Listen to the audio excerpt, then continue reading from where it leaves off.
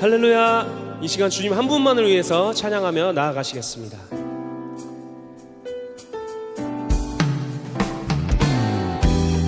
함께 박수 치시면서 주님을 찬양하시겠습니다.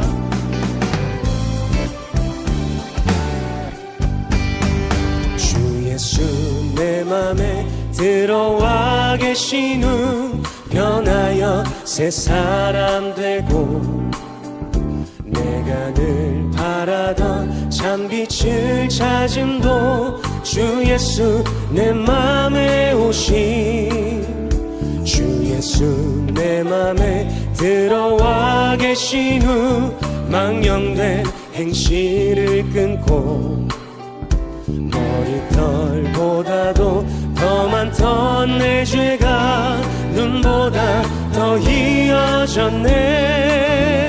주 예수 내 맘에 오신 주 예수 내 맘에 오신 물리듯 내 맘에 기쁨이 넘치는 주 예수 내 맘의 소망을 든든히 가지는 주 예수 내 맘에 오신 의심의 구름이 사라져버림도 주 예수 내 맘에 오신 주 예수 내 맘에 오신 주 예수 내 맘에 오신 내 맘에 기쁨이 넘치는 주 예수. 다시 한 번 더 찬양하셨습니다. 주 예수 내 맘에 주 예수 내 맘에 오신 주 예수 내 맘에 오신 내 맘에 기쁨이 넘치는 주 예수 내 맘에 오신 음침한 골짜기 가다가 밝은 빛 호련히 보고 저 멀리 하늘 문 환하게 보임도 주 예수 내 맘에 오신 주 예수 내 맘에 오신 주 예수 내 맘에 오신 내 맘에 기쁨이 넘치는 주 예수 내 맘에 마지막으로 찬양하셨습니다. 주 예수 내 맘에 오신 주 예수 내 맘에 오신 내 맘에 기쁨이 넘치는 주 예수 내 맘에 오신 아멘.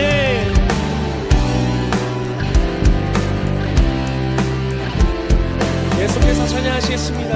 주의 친절한 발에 안기세 우리 마음이 평안하리니 항상 기쁘고 복이 되겠네. 영원하신 발에 주의 친절한 발에 안기세 우리 마음이 평안하니 항상 기쁘고 복이 되겠네. 영원하신 팔에 안기 주의 팔에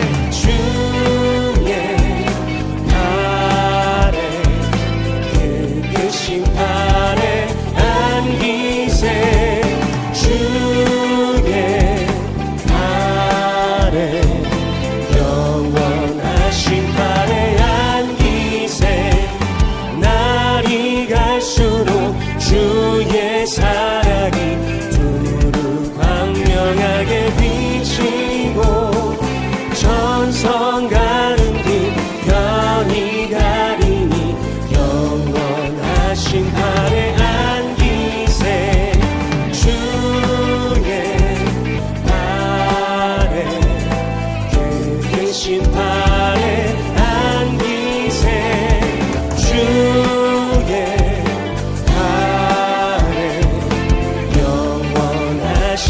더 큰 목소리로 주의 보좌로 나아갈 때에 기뻐 찬미 소리 외치고 겁과 두려움 없어지리니 영원하신 팔에 안기세 주의 팔에 크신 팔에 안기세 주의 팔에 영원하신 팔에 주의 팔에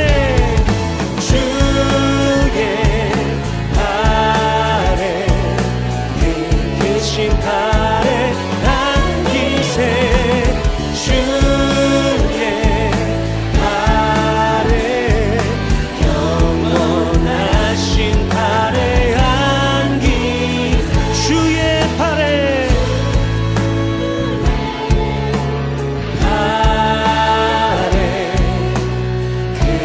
크신 팔에 안기세 주의 팔에 영원하신 팔에 다시 한 번 더 고백하셨습니다. 주의 팔에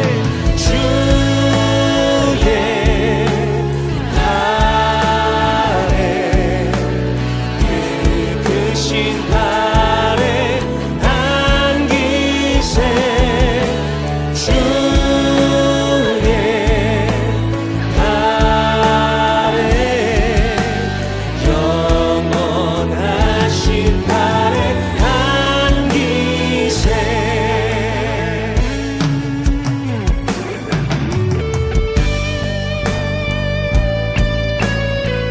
계속해서 가사를 생각하시면서 주님께 찬양 드리시겠습니다.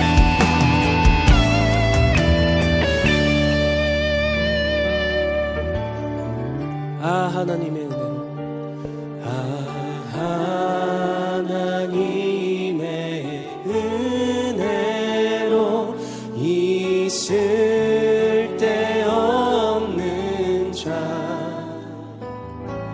왜 구속하여 주는지 난 알 수 없도 왜 내게 굳세 왜 내게 굳세 믿음과 또 복음 주셔서 내 맘이 항상 편한지 난 알 수 없도 내가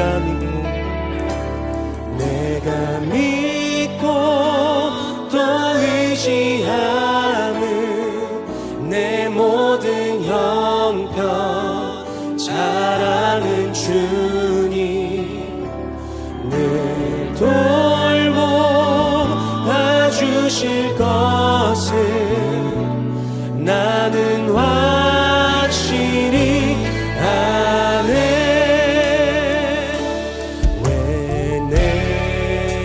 성령 주셔서 내 마음을 감동해 주 예수 믿게 하는지 난 알 수 없도다. 내가 믿고 또 의지함은 내 모든 형편 잘 아는 주님 늘 돌보아주실 것을 나는 확실히 주 언제 강림하실지 주 언제 강림하실지 혹 밤에 혹 낮에 또 주님 만나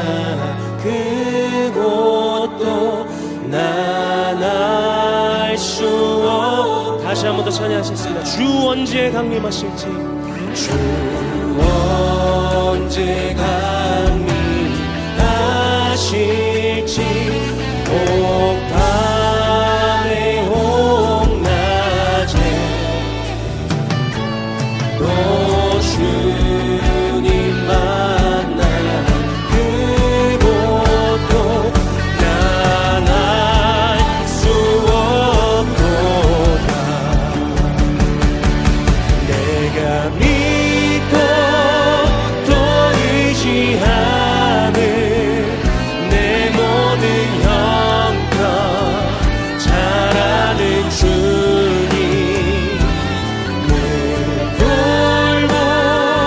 돌보아주실 것을 나는 확실히 내가 믿고 또 의지하는 내가 믿고 또 의지하는 내 모든 형편 잘 아는 주님 늘 돌보아주실 것을 나는 마지막으로 찬양하셨습니다. 내가 믿고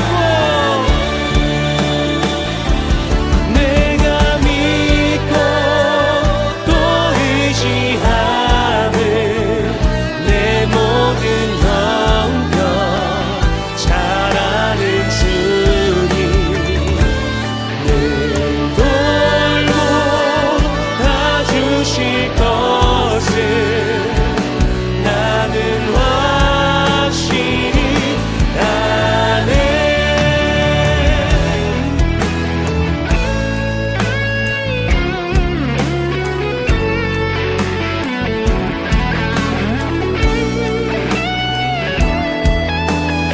부흥의 불길 타오르게 하소서.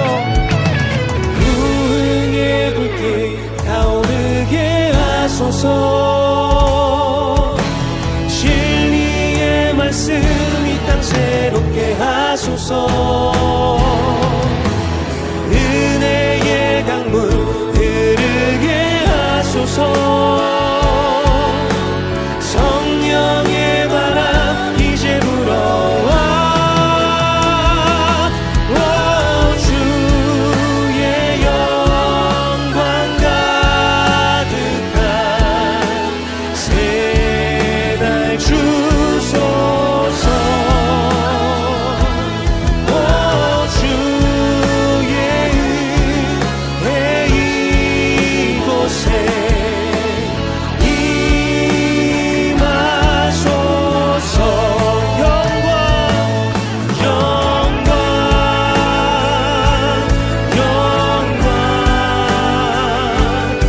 영광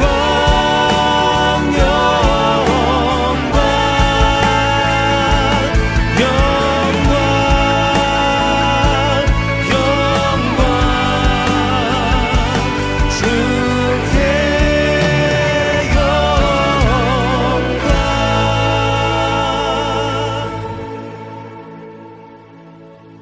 전능하사 천지를 만드신 하나님 아버지를 내가 믿사오며 그 외아들 우리 주 예수 그리스도를 믿사오니 이는 성령으로 잉태하사 동정녀 마리아에게 나시고 본디오 빌라도에게 고난을 받으사 십자가에 못 박혀 죽으시고 장사한 지 사흘 만에 죽은 자 가운데서 다시 살아나시며 하늘에 오르사 전능하신 하나님 우편에 앉아 계시다가 저류로서 산자와 죽은 자를 심판하러 오시리라. 성령을 믿사오며 거룩한 공예와 성도가 서로 교통하는 것과 죄를 사하여 주시는 것과 몸이 다시 사는 것과 영원히 사는 것을 믿사옵나이다. 아멘. 다 함께 기도드리겠습니다. 만복의 근원이 되시며 우리들의 생사복을 주관하시는 존귀하고 거룩하신 하나님 아버지, 그 크신 은혜와 사랑을 진심으로 감사를 드리나이다. 한 주일 동안도 주님의 알게 품으셨다가 존귀하고 거룩한 언실을 허락하여 주시옵시고 주님께 특별히 사랑하는 하나님의 백성들 귀한 전으로 인도하여 주셔서 이 시간 마음과 정성을 다하여 신령과 진정으로 예배 드리오니 아벨의 제사와 같이 연합되는 영적 산예배를 드리게 하여 주셔서 의로운 자라 인정받는 모든 신령들 다 될 수 있도록 주님께서 은총 베풀어 주시옵소서. 오늘도 말씀을 전하시는 담임 목사님 영권에 강건하게 붙잡아 주시옵시고 특별히 성녀들을 매입해 주셔서 귀한 생애의 말씀, 축복의 말씀, 능력의 말씀 증거하시기에 권능으로 함께하여 주시옵소서. 우리들은 말씀을 들을 때 착하고 좋은 마음으로 말씀 들음으로 말미암아 아멘으로 화답하게 하여 주시옵시고 오직 심령이 새롭게 변화받아 의와 진리와 거룩함으로 덧입혀 주시고 오직 믿음의 주여 온전케 하신 예수 그리스도만 바라볼 수 있는 복된 신령들 다 될 수 있도록 주님께서 은총 베풀어 주시옵소서. 어디를 가든지 무엇을 하든지 한 주일 동안도 살아갈 텐데 오늘 주시는 축복의 말씀 들음으로 그 말씀을 의지하여 살아감으로 말미암아 영육권에 축복받는 한 주간이 될 수 있도록 주님께서 역사하여 주시옵소서. 하나님의 성호를 찬양하는 찬양대 위에 주님이 지켜주시고 심령에서 우러놓은 찬양으로 올려드릴 때 하늘을 부르시고 흠양하여 주시고 우리들의 마음을 활짝 열어서 은혜 받는 복된 찬양이 되게 하여 주시옵소서. 지금은 처음 시작하는 시간이 오니 주님 홀로 영광받아 주시옵소서. 예수 그리스도의 이름으로 감사하며 기도드리옵나이다. 아멘.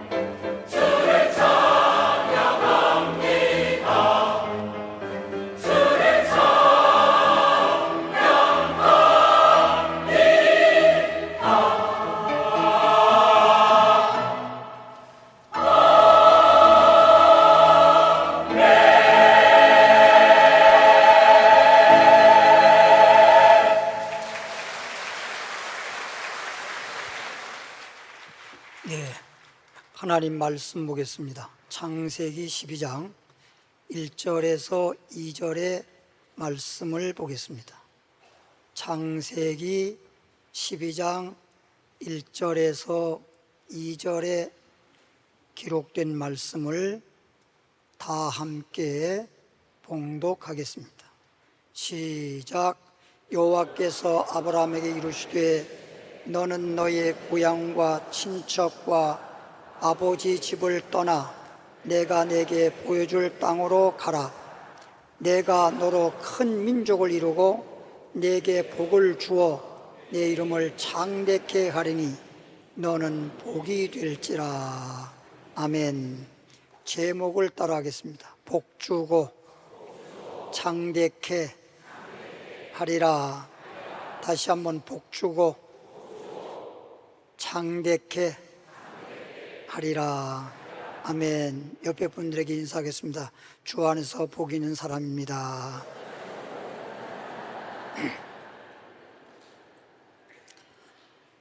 네, 오늘 본문 말씀은 하나님께서 아브라함을 부르시고 아브라함에게 내가 너에게 복주고 창대케 하리라 이렇게 말씀하셨는데, 오늘날 아브라함뿐만 아니라 갈라디아 3장에 보면 아브라함처럼 믿으면 아브라함과 함께 복을 받는다라고 말씀하고 있습니다.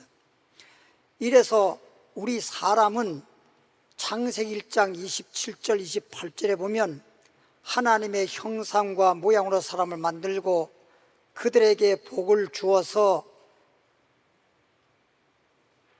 영육간에 복을 받아 누리며 살 수 있는 그런 존재로 창조했습니다.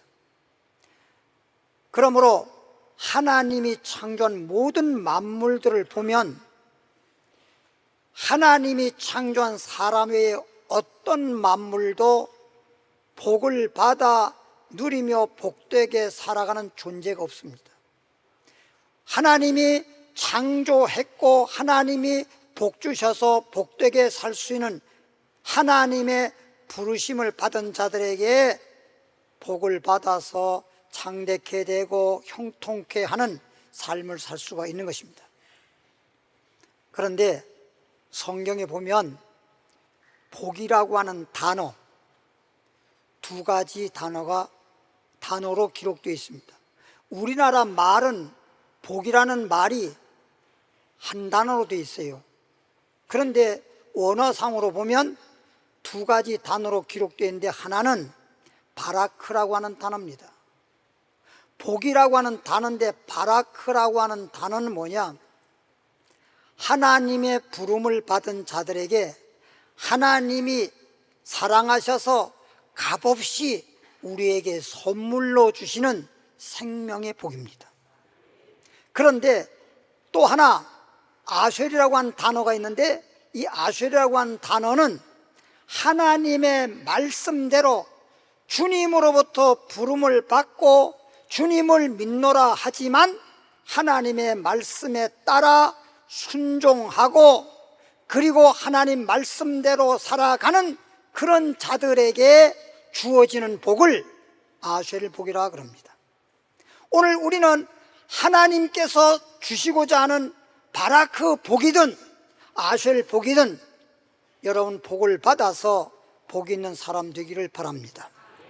그러면 이제부터 바라크 복, 아쉘 복, 하나님 말씀을 찾아보면서 정말 오늘 말씀을 잘 듣고 진짜 복을 받아 복 있는 사람이 되려면 오늘 말씀 잘 들으시기 바랍니다. 갈라디아서 6장 7절부터 시작합니다. 갈라디아서 6장 7절 308페이지 말씀을 보면 스스로 속이지 마라 그랬습니다. 스스로, 자기가 자기를 속이는, 스스로 속이지 마라. 남에게 속는 것도 참 속고 나면 억울합니다. 그런데 자기가 자기한테 속은 거는 정말 어처구니 없이 억울하기 짝이 없습니다. 스스로 속이지 마라. 남에게 속는 예도 있으나 남에게 속는 것보다 자기에게 속는 일이 더 많습니다. 왜? 남은 잘 믿지 아니하지만 자기 자신은 믿거든요. 내 자신을 믿으니까 내 자신에 대해서 의심하거나 내 자신에 대해서 뭔가 잘못됐다고 생각하지 않거든요. 항상 생각을 하더라도 내 생각은 옳아요. 나는 깨끗해요. 이렇게 생각하기 때문에 자기 자신에게 속는 것입니다. 스스로 속이지 마라. 하나님은 업신여김을 받지 아니하느니 한글판에는 만홀히 여김을 받지 아니하느니 뭐 비슷한 같은 말인데, 소위 말하면 하나님은 누구나 하나님을 업신여기거나 누구나 하나님을 하찮게 여기는, 비하하는 그런 존재가 아니라는 것입니다. 하나님은 업신여김을 받지 아니하시나니 사람이 무엇으로 심든지 그대로 거두리라. 우리가 세상에서도 심고 거두는 법칙이 있는데, 우리가 농사를 지어봐도 콩 심은 데 콩 나고 팥 심은 데 팥 난다는 말이 있잖아요. 심은 대로 거두는 거예요. 아니, 팥을 심어놓고 콩을 거두려고 하면 거둘 수가 있나요? 그런 법칙은 없어요. 반드시 무엇을 심든지 내가 심은 대로 거두는 것입니다. 그리고 내가 심은 것에서 잘 가꿔서 풍성한 열매를 맺게 되면 많은 열매를 거두게 되는 것입니다. 이게 바로 심고 거두는 법칙인데, 지금 보니까 무엇을 심어서 무엇을 거두는지 8절 말씀 보니까 자기 육체를 위하여 그랬어요. 우리가 대부분 여러분 하나님을 믿는 여러분들이 하나님을 믿으면서도 영적으로 산다고 하면서도 여러분 가만히 보면 영적으로 살지 않고 육적으로 사는 경우가 많아요. 영적인 생각에 이끌려서 살아가야 되는데 육신의 생각으로 살아가는 경우가 많아요. 주님을 믿으면서도 주님 말씀을 들으면서도 말씀대로 살기보다는 내 생각대로 내 방법대로 내 인생길을 살아가려고 하는 그런 사람들이 많아요. 그러니까 하나님 말씀을 듣는 것 따로 내가 삶의 현장에서 살아가는 삶의 방식이 따로입니다. 우리는 어떠한 환경, 어느 곳에 가든지 무엇을 하든지 하나님의 말씀대로 순종하면 하나님이 나가도 복 주시고 들어와도 복 주시고 손으로 하는 것마다 잘되게 하시고 내 자손도 잘되게 하시고 만사 형통하게 하신다는 말씀이 신명기 18장에 기록되어 있어요. 말씀을 들을 때는 다 누구나 고개를 끄덕끄덕하고 아멘 아멘 하면서도 예배 드리고 말씀 듣고 돌아서 삶의 현장에 돌아가 버리면 들은 말씀은 전혀 생각지도 아니하고, 집을 지을 때 설계도에 따라서 집을 짓는 것이 당연하거늘 설계도를 무시한 채 집을 짓는다고 하면 되겠습니까? 인생이 하나님 말씀에 따라 살아야 됨에도 불구하고 하나님 말씀대로 살지 아니하고 자꾸만 말씀은 들어놓고 내 생각대로 내 방법대로 내가 살아가려고 하기 때문에 문제가 있는 것입니다. 자기 육체를 위하여 심는 자는 육체로부터 썩어진 걸 거두고 그랬어요. 그러니까 이 말을 한마디로 시편 90편 10절에 모세가 고백합니다. 사람의 연수는 70입니다. 그런데 모세라는 사람은 건강해서 10년 더 살아서 80까지 살고 인생을 마칠 때가 되었는데, 내가 80년 동안 살아온 나의 삶을 자랑한다고 하면 수고한 것밖에 없다는 것입니다. 고생한 것밖에 없다는 것입니다. 그리고 슬픔뿐이라고 했습니다. 인생을 마치고 나니까 자랑할 만한, 나에게 정말 복되게 살았다고 할 만한 것이 없어요. 결국은 허무하기 짝이 없거든요. 사람들이 다 자기 방식대로 자기 원하는 것 이루려고 소위 성공했다 손치더라도 죽게 됐는데 사람이 생을 마치고 죽으면 무엇이 성공입니까? 여러분, 살다가 죽게 되면 소위 이 땅에서 실패했다 하더라도 마지막 죽는 순간에 우리가 나의 살아온 삶을 되돌아보면 무엇이 실패입니까? 무엇이 성공이고 무엇이 실패입니까? 성공했다고 하는 사람도 결론은 빈손이고, 실패했다고 하는 사람도 결론은 빈손이고, 빈손으로 왔다가 빈손으로 가는 것이고. 그래서 디모데전서 이런 말이 있습니다. 사람이 가지고 온 것이 없으니 가지고 가지 못하리라. 그러므로 먹을 것 있고 입을 것 있으면 족한 줄 알라 그랬습니다. 무엇이 성공인지 무엇이 실패인지도 모르고 사는 거예요. 진짜 내가 뭐가 행복인지 뭐가 불행인지도 모르는 거예요. 사람이 왜 사는지를 알면 삶의 성공과 삶의 참 행복을 추구할 수 있습니다. 근데 내가 왜 사는지, 삶의 목적이 뭔지 이런 걸 모르다 보니까 그냥 인간으로서, 육체로서의 그냥 삶을 마치 짐승같이 사는 거예요. 여러분, 짐승이 왜 사는지 압니까? 사람도 왜 사는지 모르는데 짐승이 왜 사는지 알아요? 그냥 살아있으니까, 숨이 붙어 있으니까 우선 사는 동안에 먹어야 되니까 그냥 먹는 거 찾아서 먹다 살다 죽는 것이 짐승 아닙니까? 그럼 사람도 사람이지만은 가장 만물 중에 가장 존귀한 자가 사람이라고 하긴 하지만, 마치 우리의 삶이 사람으로서의 그 삶의 목적에 따라 살면 정말로 복 있는 사람 되겠지만, 사람은 사람인데도 삶의 목적도 알지 못한 채 짐승같이 살다 먹다 살다 죽어버리면 짐승과 다를 바가 뭐가 있냐 이 말입니다. 그래서 육체를 위해서 살아봤자 생을 끝나게 되면 여러분 다 빈손이라고 한마디로 표현합니다. 한마디로 말하면 헛되고 헛되도다. 인생은 허무한 것입니다. 저는요, 다른 것도 다른 거지만 대부분 사람들이 그러잖아요. 참 먹고 살기 힘들다.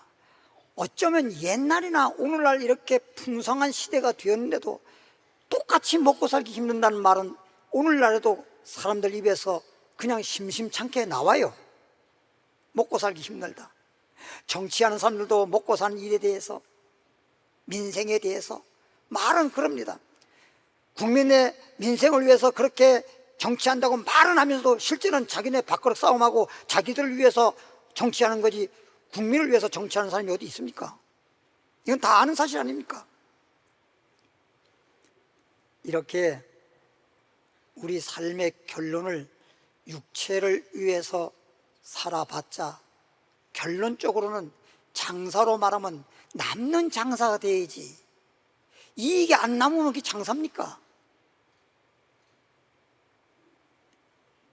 여러분, 우리는 오늘 시간에 지금까지 살아온 과거는 잘했든 못했든 잊어버리고 이제라도 내가 왜 사는가, 내가 정말 복 있는 사람 되고 복 받을 수 있는 그 길이 무언가, 오늘 말씀을 통해서 그 길을 확실하게 찾아서 그 길을 가기를 바랍니다. 이 먹는 것이 참 중요한데, 먹는 것도 아닌, 그것 때문에 내가 죽느냐 사느냐 하는 것도 아닌 그런 거 참 비싸더라고요. 화장품 뒤를 탁 보면 엄청나게 비싸요. 이거는요, 그거 화장품 발랐다고 해서 살고 안 발랐다고 해서 죽고, 발랐다고 해서 행복하고 안 발랐다고 해서 행복 안 하고 그런 거 아닙니다. 좀 이왕이면 보기 좋게 하려고 화장하는 것 뿐인데, 제가 이렇게 말하는 것은 화장하지 말라 이 말을 하는 게 아니에요. 대부분 목사님들이 강단에 나와 설교할 때는 대부분 어느 목사님이나 화장 안 한 분이 없어요. 저는 화장 안 합니다. 화장품까지 비싸서 안 하는 게 아니라 저는 그냥 하나님이 정해놓은 창조의 자연의 법칙에 따라 사느라고. 그래서 비누 세수도 하지 아니하고, 머리 감을 때도 샴푸라든가 비누라든가 이런 거 전혀 사용하지 아니하고, 그냥 맹물에다가 머리 감고 맹물로 세수하고, 샤워도 그냥 샤워 물만 뿌리면 그걸로 끝나는 거고, 그렇게 바닥바닥하게 밀지 않고, 삶을 살아갈 때도 바닥바닥하게 살지 않고, 물이 자연스럽게 세월이 유수와 같이 흐른다고 하는 것처럼 물 흘러가듯이 그냥 하나님의 법칙에 따라, 말씀에 따라 살면 그것이 축복의 삶입니다.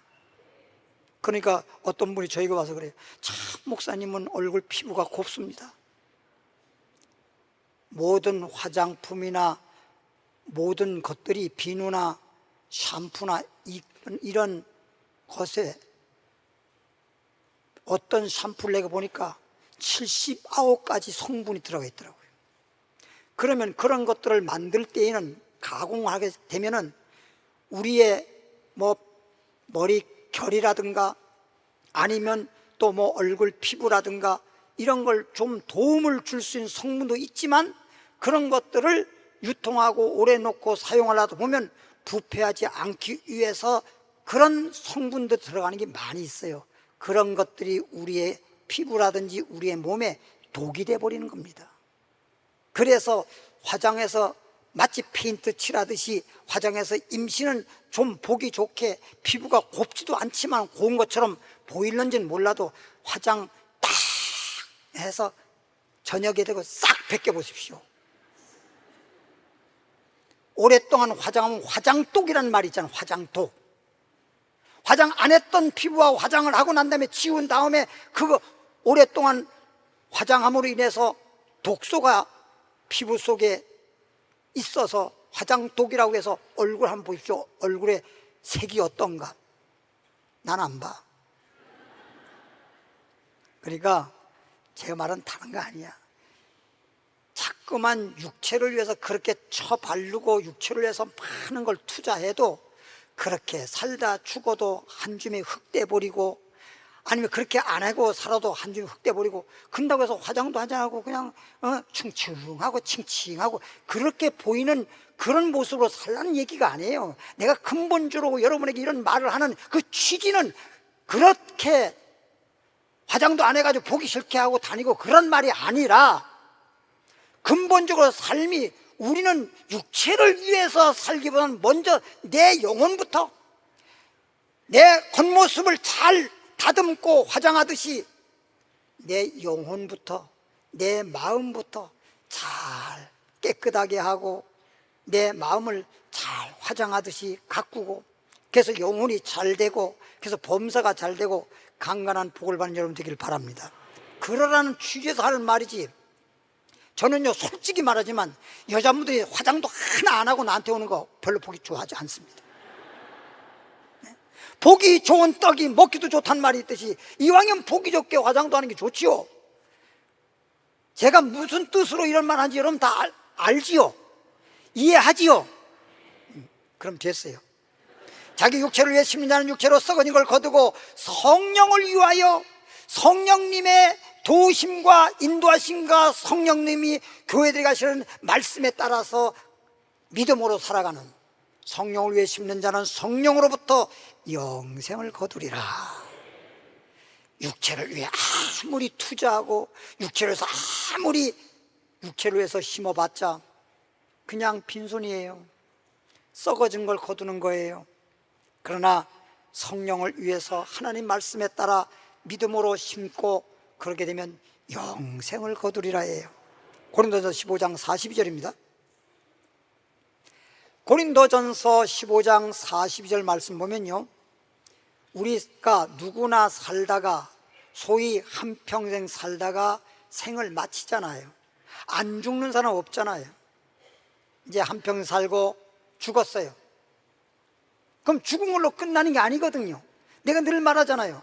태생이 있으면 인생이 있고 인생이 있으면 영생이 있다고.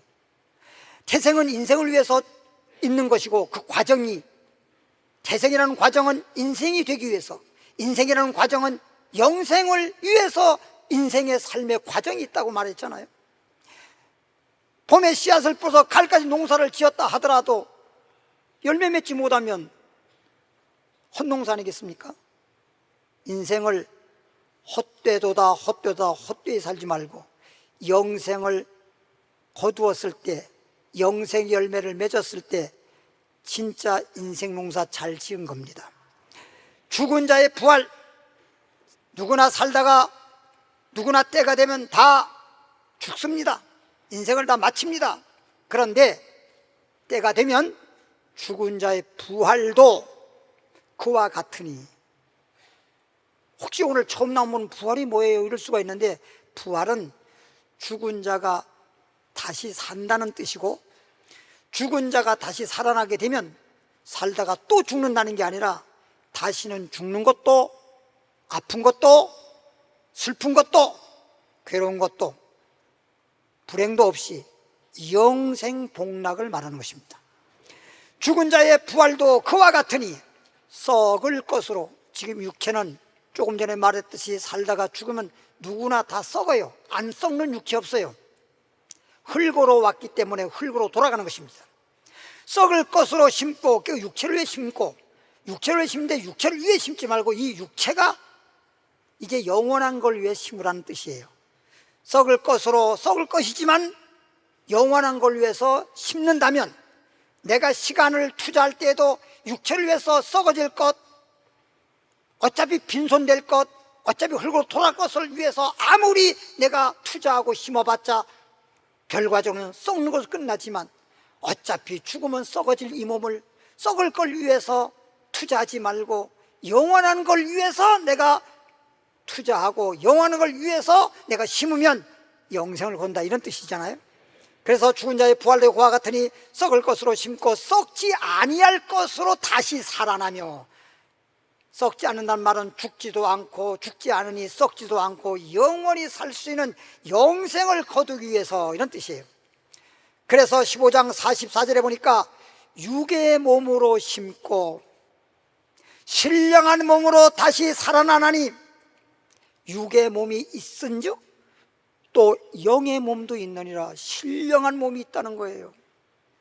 육의 몸이라고 하는 건 늙을 수밖에 없고, 늙는다는 자체는 죽는다는 걸 의미하는 것이고, 그래서 생로, 태어나서 늙으면 병사, 결과적으로는 죽는 거지요.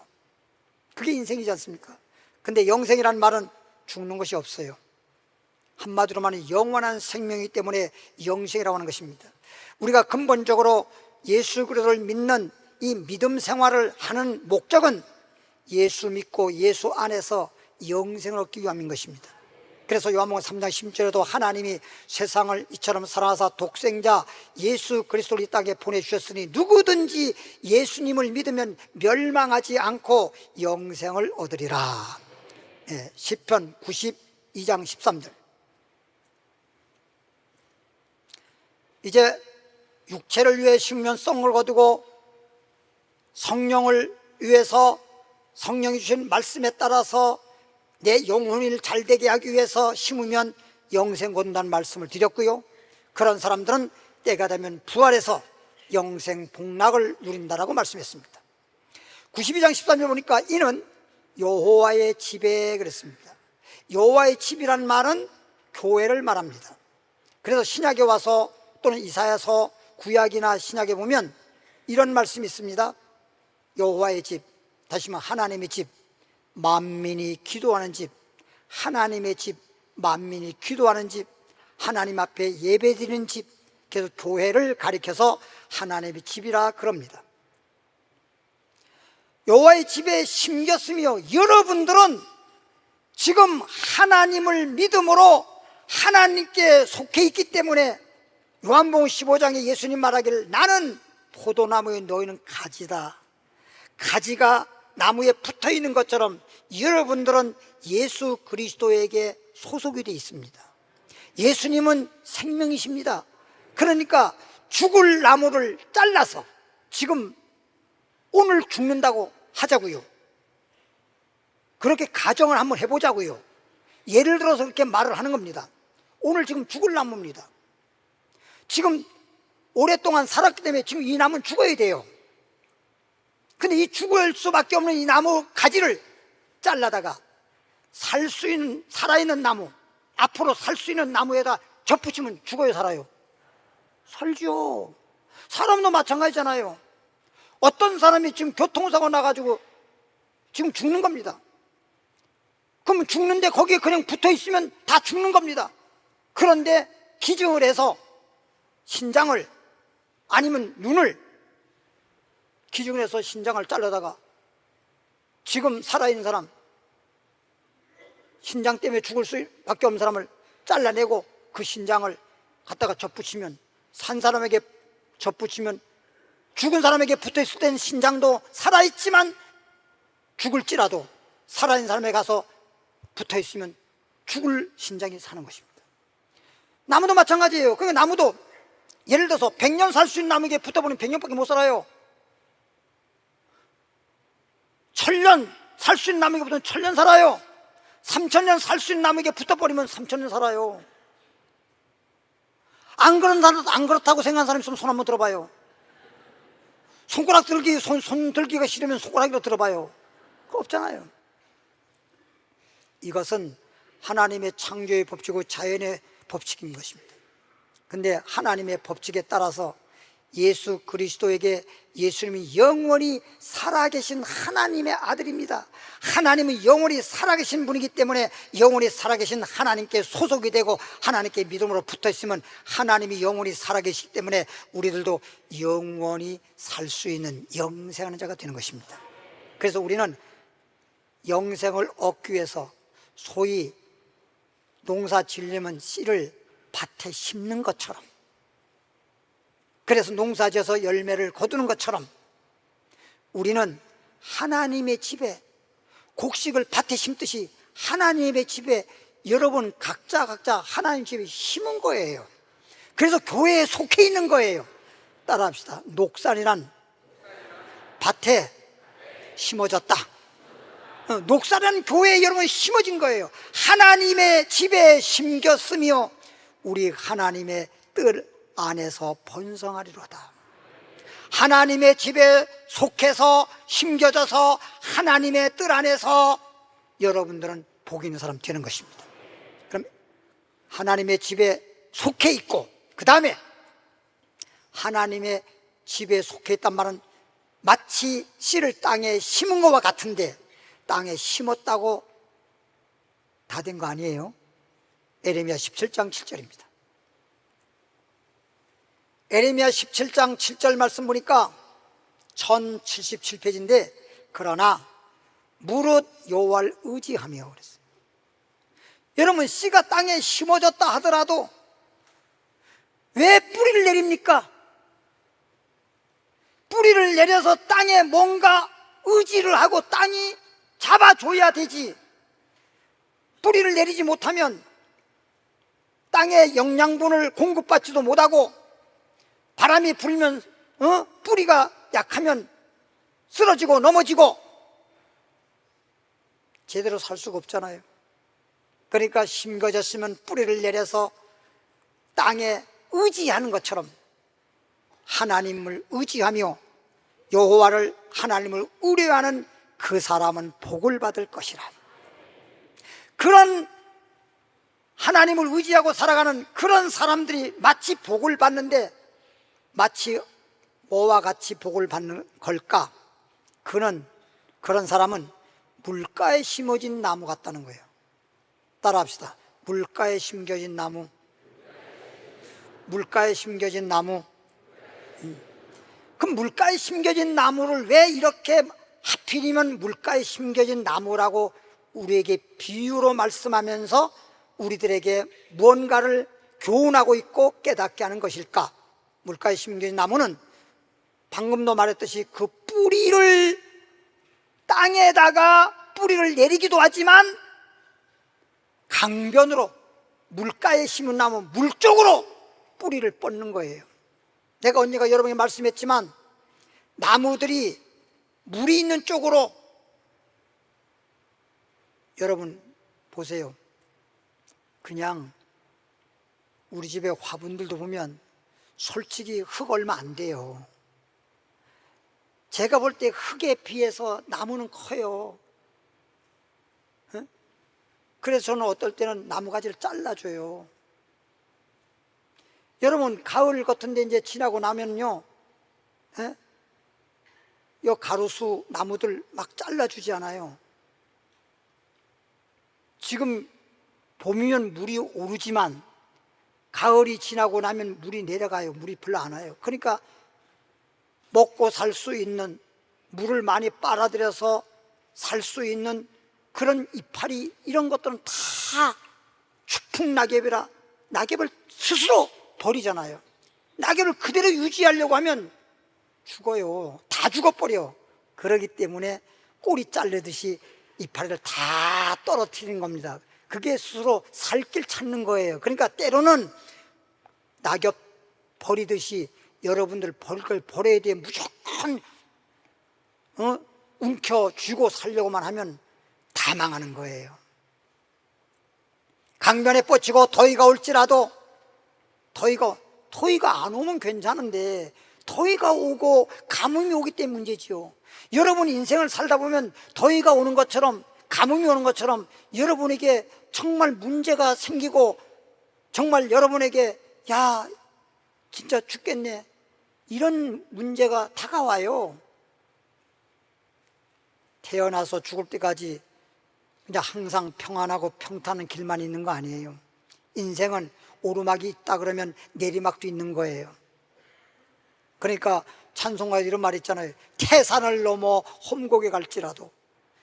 딱 태산을 넘어가고, 예?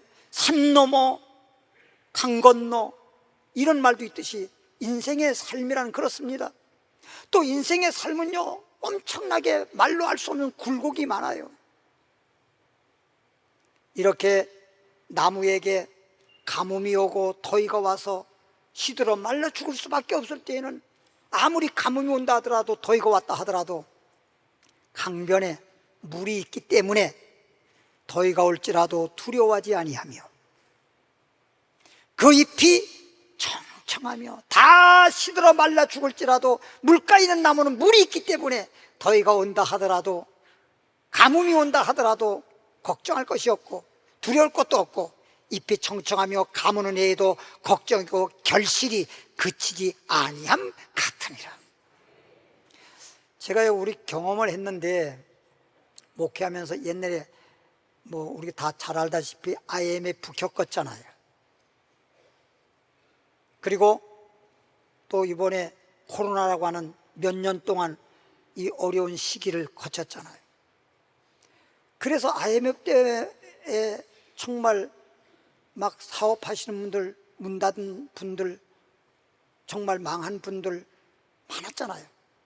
또 코로나 때문에 특히 자영업자들, 식당 이런 경우에는 코로나 때문에 식당 손님들 가지 않잖아요. 예배 드리는 것도 비대면으로 예배 드리고 막 이럴 정도인데, 사람을 만나는 걸 갖다가 전부 다 경계했지 않습니까? 이런 시대에 잘 될 수가 없지요.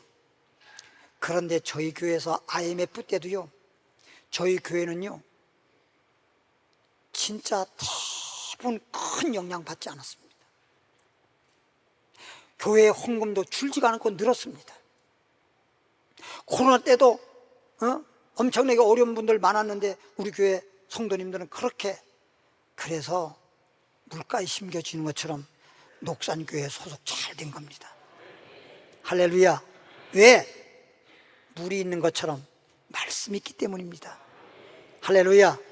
말씀이 있기 때문에 물이 있는 한 가뭄이 와도 걱정할 거 없는 것처럼, 그런 가운데서 청청하고 열매 맺는 것처럼 말씀이 충만하기 때문에, 성령이 충만하기 때문에, 생수의 강이 흘러넘치기 때문에, 그러니까 하나님이 축복하셔서 큰 문제 없이 잘 넘기게 되고, 제가 산동네에 있으면서 목회할 때 1980년 초에 진짜 제가 부러운 게 뭔지 아십니까? 전도를 하면요, 전도 다 가지고 오다가요, 큰 길가에 와가지고 산으로 올라가네? 그럼 전도된 사람이 뭐라 하냐니까? 어디를 가는 거예요? 저기 교회 가는 거예요. 산 꼭대기에 있는 교회 가는 거예요. 다시 돌아가 버려요. 그런 분들이 한두 사람이 아니었어요. 그러니까 막 전도한 분들도 전도식 해놓고 그럴 때마다 진짜 속상하다는 거예요. 그럴 거 아니에요. 뭐 알면은 뭐 일부러 뭐 등산도 하는 판인데, 응? 거 올라가면 건강상도 좋고 얼마나 좋아. 그런데도 그렇게 생각 안 하거든요. 그래서 제가 평지에 있는 교회, 큰 것도 아니고 30평 되는 교회밖에 안 되는 그런 교회를, 평지에 있는 교회를 부러워했습니다. 우리는 언제 교회가 평지 교회가 될까? 어떻게 맨날 산꼭대기에서만 할 수 있나? 여러분, 산꼭대기에 올라오는 성도님들이요, 여름에 더운 날에 올라와 보십시오. 그 더운 날에 얼마나 힘들겠습니까? 겨울엔 눈 많이 왔는데 올라오다가 계속 미끄러지는 바람에 10분이면 올라올 수 있는 거리를 갖다가 막 30분 이상 걸리는 경우도 많아요. 그래서 올라올 때 어떻게 올라오느냐, 내려갈 때 올라올 때 집집마다 산동네 그 대문간 바깥에다가 연탄재를 갖다가, 연탄 다 사용하는 거 연탄재에 갖다 쌓아놨어요. 그거를 갖다가 깨트려서 뿌려가면서 그러면서 올라가고 내려가고 그랬단 말이에요, 그 당시에. 그래서 평지교회를 그렇게 부러워했는데, 세상에 30평짜리만 평지에 지어도 얼마나 감지덕지하고 정말 소원을 이루었다고 생각할 건데,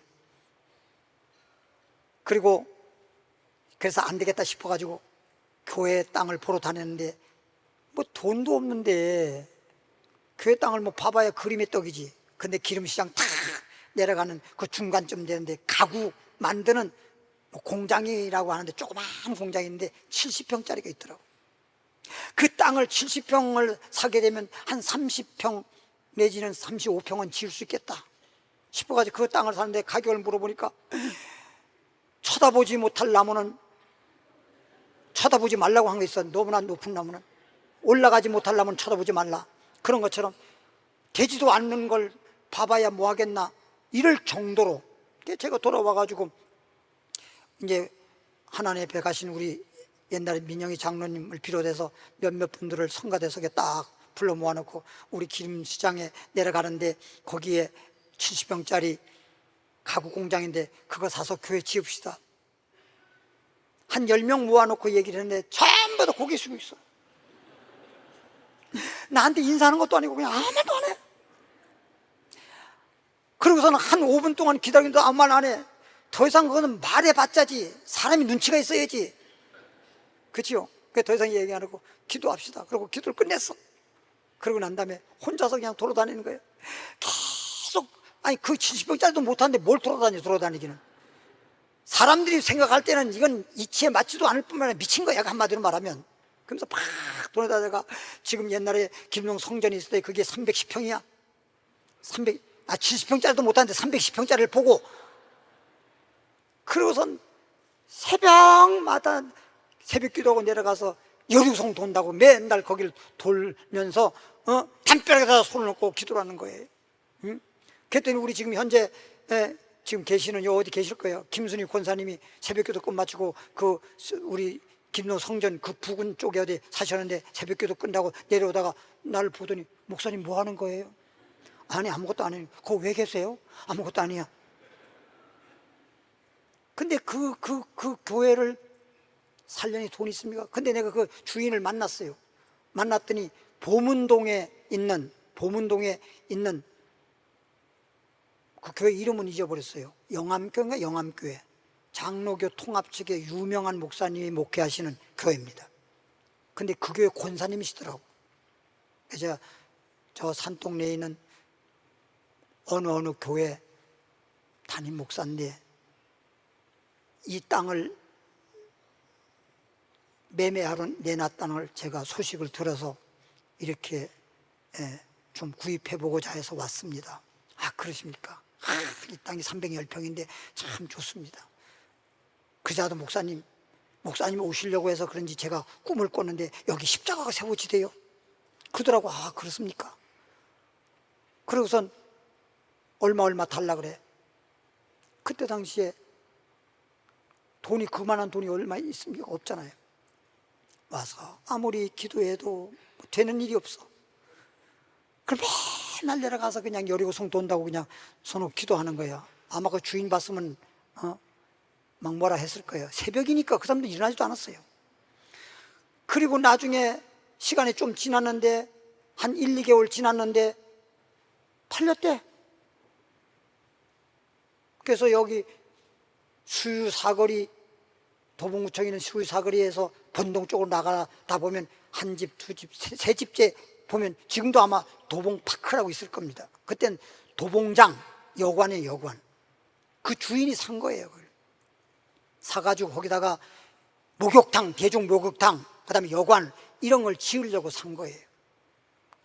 뭐 돈 빌려가서 산 거예요. 그래서 샀는데 그게 하려고 보다 보니까 거기가 허가도 안 나지도 않고 안 되는 거야. 그게 안 되니까 도로 되팔려고 또 내놨어. 그냥 팔렸다 그래가지고 얼마나 낙심했는지 몰라. 그러면서 하나님께 울고 불고 하면서 하나님, 그곳에 성전 지으려고 했는데 그 권사님도 십자가 세워졌다고 했는데 어떻게 된 겁니까? 이게 도대체 도로 팔렸으면 어떻게 된 겁니까? 그리고 울고 보다 했더니 또 한두 달 지나고 나니까 방금 만도 허가가 안 나고 그러니까 다시 내놨다고 부동산에서 저에게 전화가 왔어요. 그거 다시 내놨다는데 사실래요? 그래요. 남의 속도 모르고 지금 돈도 없는데.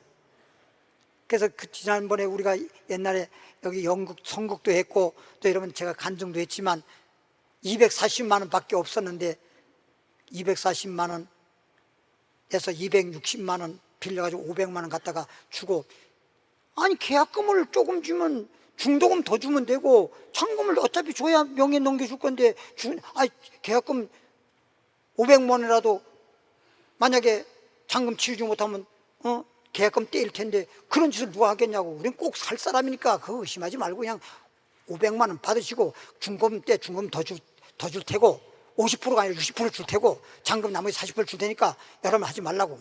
그랬더니 복덕방 그 부동산이 그냥 그래. 그러니까 그 토지 주인도 왜 그런가 하고 깜짝깜짝 하니까 그냥 아무 말 못하고 나도 왜 그런가 하고 깜짝 아무 말 못하고 그냥 그럽시다 하고선 그냥 계약을 치렀잖아요. 치르고 난 다음에 그분 가시고 부동산에 제가 물어봤어요. 아니 사장님 아까 왜 이렇게 했습니까? 그랬더니 난 원래 그렇다고. 원래 하나님이 그렇게도 역사하시는가. 그러니까요 구약 성경에 나와 있는 당나귀를 통해서라도 역사하시고 베드로는 닭울음소를 통해서라도 회개시키시고 하나님은 그런 하나님이시더라고요. 하필이면 그 많고 많은 부동산 하시는 분들 중에 왜 깜짝이 부동산을 통해서 소개가 됐는지. 그렇게 해서 계약은 치르고 났는데 중도금 치를 수가 없잖아요. 돈이 어디 있어요. 그런데 중도금을 치르려고 근데 내일 중도금 치르는 거야. 이제 내일 못 치르면 계약금 떼이는 거야. 근데 전날 전화가 온 거야. 보니까 뻔하잖아. 주인한테 전화가 온 거예요. 왔다고 봐야 되잖아요. 그때는 뭐 직접 내가 전화하고 교회 누가 뭐 직원들도 별로 없었을 테니까 산동 리스 당시에 전화를 몇 번 안 받다가 받았어요. 받았더니 아니 다를까 땅 주인이 하는 얘기가 그래요. 날 보고 목사님, 그래서 깜짝 놀라가지고 예, 이거 중도금 안 치료됩니다. 그래. 왜요? 지금 자기네 그 땅을 살 때 삼양라면 회사에다가 담보를 제공하고 그리고서 그 땅을 샀다는 겁니다. 그런데 지금 목사님이 중도금 치르고 잔금을 치른다고 하더라도 명예이전을 할 수가 없다는 거예요. 왜? 삼양라면에 가서 얘기해 보니까 공동담보로 돼 있는데 이것만 한 게 아니라 그 공동담보, 지금 자기가 도봉장 하고 있는 그 여관 그걸 공동담보로 돼 있기 때문에 그걸 다 전체를 다 갚지 못하면 그러면 이제 우리 거에다가 자기네들 또 다른 돈 함께 융자를 받았나 봐요. 소위 말하면 삼양나무로부터 사채를 썼나 봐요. 그러니까 우리 땅값만 받아가지고 우리 땅값만 하고 갚으면은 분리해서 담보를 풀어주고 해줘야 되는데 전체 우리가 6억이라고 하면 한 9억인가 얼마 아마 사채를 썼는가 하면 9억을 다 갚으라는 거예요. 그러니까 목사님이 잔금 친다도 우리가 9억을 다 갚을 수가 없으니까 못 하겠다는 거예요. 그래서 내가 큰 소리 쳤지. 아, 당장 내일 중농 받으러 오라고. 쥐뿔도 없는데. 아, 그게 참아주라고. 그러면서 시간이 딜레이 되면서 은행에 융자를 받는 길을 주님이 열어주셔가지고 그동안 이제 간증했으니까 여러분 생략하고, 그렇게 해서 결국 융자를 받는데 6억짜리를 6억 받았잖아요. 6억짜리 땅을 6억 받았다니까. 안 놀래네. 옛날이나 지금이나 6억짜리를 6억 받는 건 없어요. 생각해 보세요. 여러분 담보 제공한다고 하더라도 뭐 70분, 75%, 80분, 80%, 90분, 90분 많이 받아야 그렇지, 어떻게 100%를 다 주는 사람이 어디 있습니까? 그것도 시가로. 시가가 6억이지 무슨 감정가도 아니거든요. 근데 6억짜리를 그냥 시가로 6억짜리를 갖다 6억을 받아냈으니 이 하나님의 엄청난 역사 아니겠습니까? 이거 하면 크게 쳐봐. 할렐루야. 이게 하나님의 역사는요, 그거 성전뿐만 아니라 지금 현재 있는 성전이라든지 지금 뭐 첨보 연수원했던 때라든지 지금 현재 다시 짓고 있는 수영관인데 지금 그 얘기를 내가 하지 않아서 그렇지, 이야, 우리 하나님은 정말 위대하신 하나님이세요. 이런 하나님을 의지하고 사세요. 하나님을 의지하고 사는 사람들은 마치 물가에 심은 나무 같아서 더위가 와도 걱정할 거 없어, 가뭄이 와도 걱정할 거 없어, 형통하게 해주시리라. 시편 1장 1절부터 3절까지 쭉 읽어보겠습니다. 복 있는 사람은 악인의 꾀를 따르지 말란 말이에요. 세상은 다 악한 세상이고 그 세상 사람들 살아가는 그 방식에 따라 그런 꾀, 그런 아이디어, 그런 걸 따라가지 말란 말이에요. 우리는 그런 방식에 따라 사는 게 아니에요.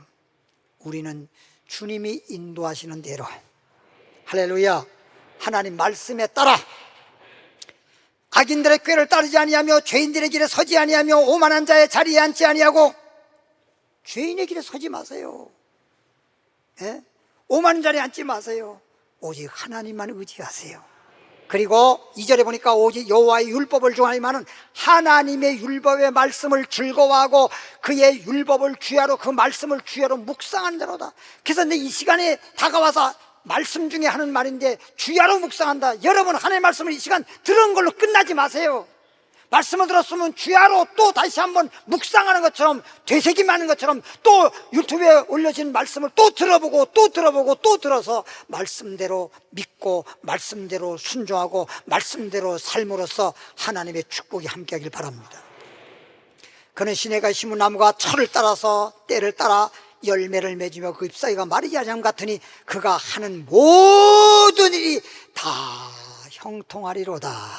따라합시다. 다 형통하리로다. 한 가지만 잘 되고 그런 게 아니라 다 만사 형통하리로다. 어떤 사람 물질적인 것은 부족함이 없는데 자식이 속썩여. 어떤 사람은 자식은 참 잘 성장하는데 물질적으로 문제가 있어. 어떤 사람은 물질도 문제가 없어, 자식도 문제가 없는데 남편이 속썩여. 어떤 사람은 아내가 속썩여. 가정에 문제가 있어. 별하별 여러 가지 문제 없는 사람이 없지만은 하나님을 의지하고 말씀대로 순종하고 살아가는 자에게는 나가도 들어가도 손으로 하는 것보다 자녀들에게 대한 것 모든 것이 다 만사 형통하리로다. 마태복음 25장입니다 24절부터 보니까 달란트 얘기인데요, 여기서 달란트를 많이 남기면 정말 하나님이 10골의 권세, 10달란트 받은 자는 10골의 권세 준다는 거예요. 10골의 권세. 근데 한 달란트 받은 자 보십시다.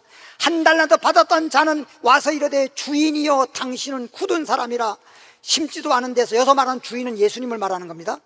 비유적으로 말하는 거니까 심지도 않은 데서 거두고 해치도 않는 데서 모으는 줄 내가 알았으므로 두려워하여 나가서 당신의 달란트를 땅에 감추어 두었나이다. 보소서 당신의 것을 가지셨나이다. 그 주인이 대답하여 이르되 악하고 게으른 종아, 나는 심지도 않은 데, 하나님께서 심지도 않는 데 거두고 해치지 않는 데 모으는 줄 내가 알았느냐? 이건 잘못 아는 거예요. 하나님의 법칙은요 반드시 심고 거두는 법칙이에요. 마지막 고린도후서 9장 5절 찾고 마치겠습니다. 시간이 없어서 더 한 절 더 있는데 이제 시간 없어서 거기까지만. 그러므로 내가 이 형제들로 먼저 너에게 가서 너희가 전에 약속한 연보를 미리 준비하게 하도록 권면하는 것이 필요한 줄 생각하노니, 이렇게 준비하여야 참 연보답고 억지가 아니니라. 이것이 곧 적게 심는 자는 적게 거두고 많이 심는 자는 많이 거둔다는 말이로다. 각각 그 마음에 정한 대로 할 것이요 인색함을 억지로 하지 말지니 하나님은 즐겨낸 자를 사랑하시느니라. 그래서요, 야곱을 보더라도요, 야곱은 사실 복을 받을 수 없는 사람이잖아요. 차자로 태어났으니까. 그럼에도 불구하고 축복을 받기 위해서 팥죽한 것, 여러분, 팥죽한 것이 그 당시 야곱에게는 엄청나게 중요한 겁니다. 1년 가도 팥죽한 걸 먹을 수가 없는 그런 귀한 팥죽을 주고라도 장자의 명분을 사는 거 보십시오. 축복을 지금 사고 있잖아요. 응? 나에게 축복이 없는 걸 축복을 지금 팥죽을 주고 사고 있잖아요. 별미를 하나님 앞에 먼저 드려서 에서가 별미들어 축복받을 것을 야곱이가 먼저 드리고 자기가 축복을 받고 있잖아요. 축복받기 위해서 이렇게 심잖아요. 팥죽을 주고 별미를 먼저 드리고 심잖아요. 그러니까 축복이 야곱에게로 돌아간 거 아니에요. 에서가 받아야 할 축복이 야곱에게로 축복이 돌아가 버렸잖아요. 참 놀라운 사실입니다, 여러분. 이런 사건이 성경의 창세기부터 계시록까지 그냥 무궁무진하게 많이 기록되어 있어요. 따라합시다. 심고 거두는 하나님의 법칙. 여러분, 자연도요, 자연의 법칙에 따라 살아야지 자연의 법칙을 거슬려서 되는 일이 없어요. 특히 우리 사람들은 하나님이 주시는 복을 받아서 형통하게 복되게 살 수 있으려면 하나님의 법칙을 떠나고 하나님의 법칙을 무시해서 복 받을 수 없어요. 오늘 제목대로 따라합시다. 하나님은 복 주시고 창대케 형통케 하시리라. 찬양하겠습니다. 찬송가 91장 나는 복이 있는 사람 찬양하면서 예물 드리도록 하겠습니다.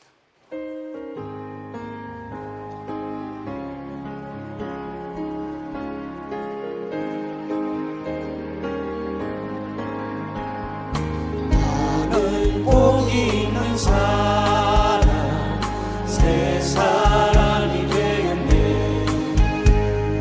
모든 죄가 떠나가고 우리 구원하느니 은혜의 예수님 우리의 기쁨이요 예수의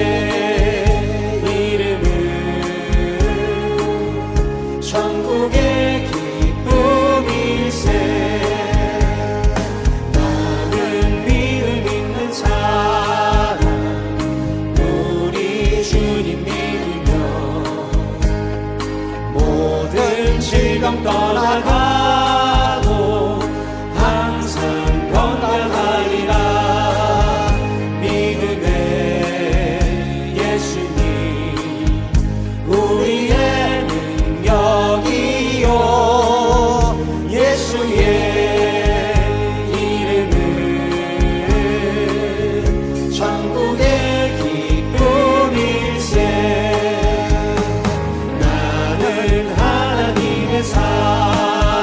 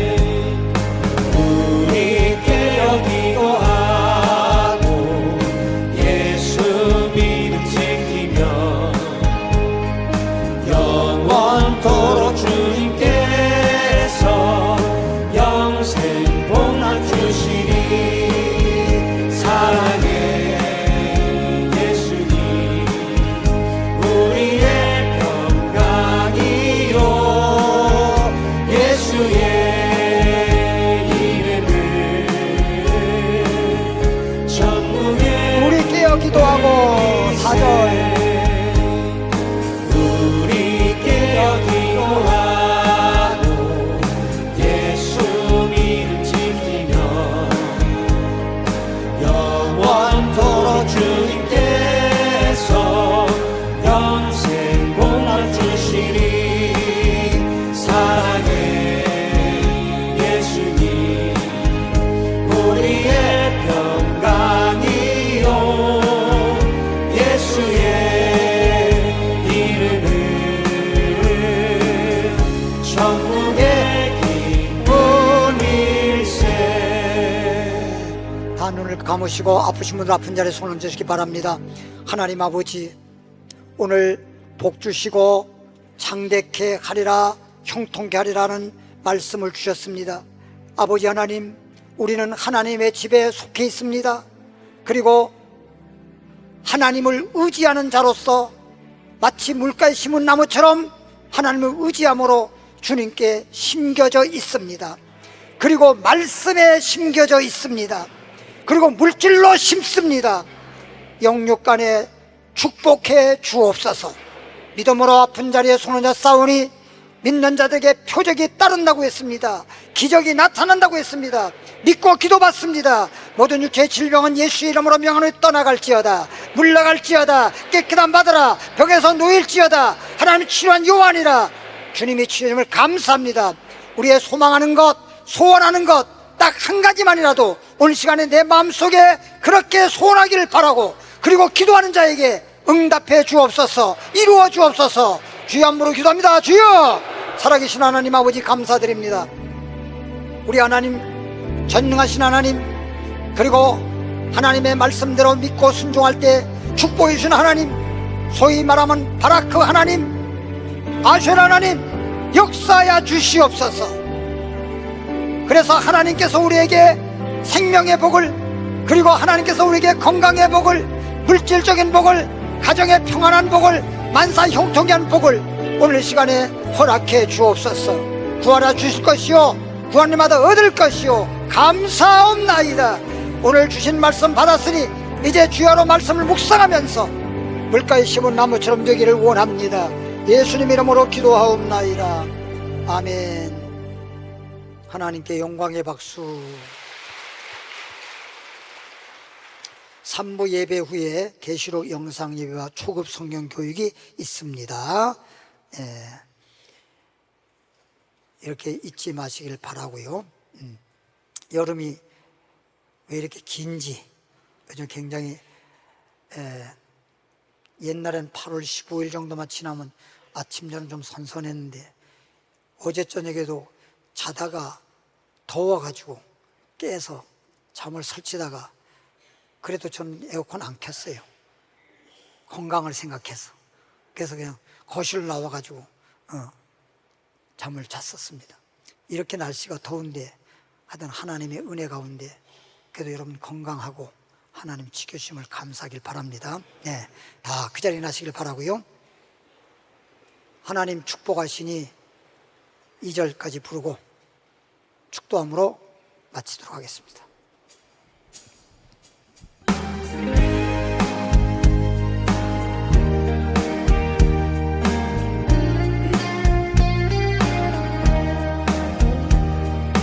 하나님 축복해 주시니 평통하리라.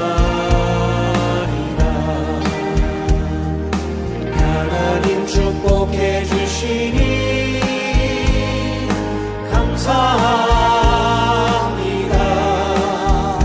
내 영원한 감사라. 하나님 축복하시는 내 영원한 감사라. 하나님 축복하시는 하나님 치료해 주시니 강건하리라. 하나님 치료해 주시니 여호와 라파. 내 영원한 감사라.